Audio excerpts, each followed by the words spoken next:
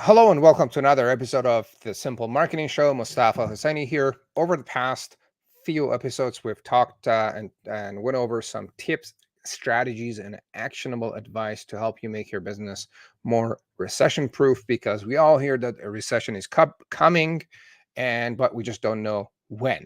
So, in these short episodes, I've been sharing some tips and strategies to help you make your business more recession proof. Over the past few episodes, we talked about picking your target market and picking your specialty and how those two make your business a lot more recession proof. And they're basically the very beginning of making your business recession proof. So if you haven't heard those, go back on whichever channel you're watching and look for those episodes. They're about around 5 minutes or so.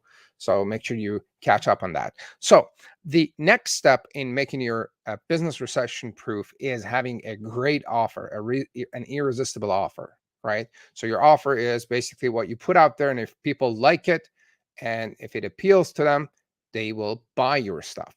And if it doesn't appeal to them, or if it's hard to convince them, that you would have a really hard time. So there are many components in your offer, but for the sake of simplicity, we just put it down to two components here, and we may cover more parts of your offer.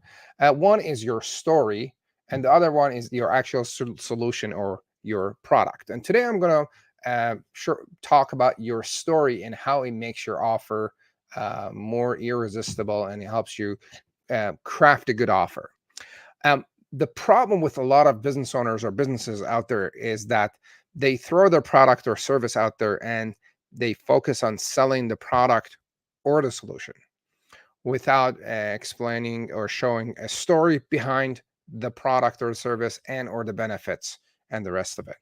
Now, is why and a story or your story is really important to you for your business. One, people connect with stories. We love hearing stories, especially if it's a compelling story, right? With a story, you can easily demonstrate the possibilities of what was happening before. Here is what the product is doing and what it could do, right? And sharing stories make you and your product and your solution more human, right? And if it's more human, it's easier to connect with and easier to purchase, right? So it's not just some raw mechanical type of solution. And once you have all of those, you have less selling to do. I know most people actually hate to sell. Most people hate to be salesy and pushy.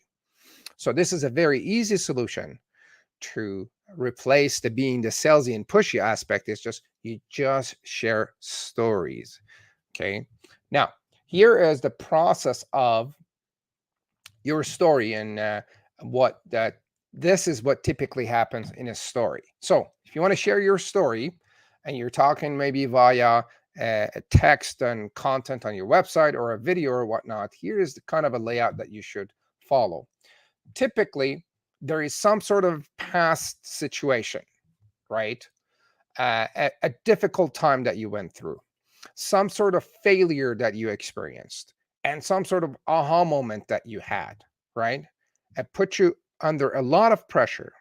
Now, all of those, what they did was you went through some form of transformation here, right? And that transformation took some time. And as a result, you came up with a silver lining. There were some learnings to do, and there was some transformation that happened, right? And all of that resulted in you inventing a product or a solution, right? Coming up with a way to fix all those difficult times.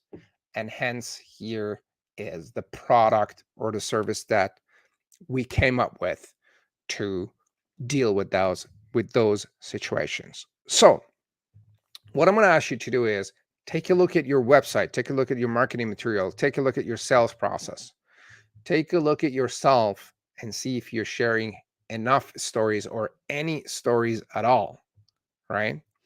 It's very easy to share stories on your about page, on your product pages, on your marketing material, on your sales materials. Take a look at the recordings of some of your previous sales meetings and see if you're sharing any stories about what you do and how you do and the rest of it. You could even have customer stories, customer case studies or case stories that help you establish your product and help you establish yourself as the go-to expert and the expert in the industry a lot easier and faster. Okay. So what I'm going to ask you to do is take a look and think about your um, um, stories and see if you're sharing any, and take a look at this process that I shared with you, and let me know if this is something that you have actually worked on, and if it's something you're doing, how you're doing it. Is it being effective, how it's been for you and your business, and the before and after, before you started using stories. And maybe you're just saying that whatever your story may be, it may be that stories are useless to you. I'd love to hear that too. Leave a comment below, and I'd love to hear that, and I'll get back to you. Thank you for tuning in. My name is Mostafa Hosseini, and I hope to see you in our next episode. Have a great week. Bye now.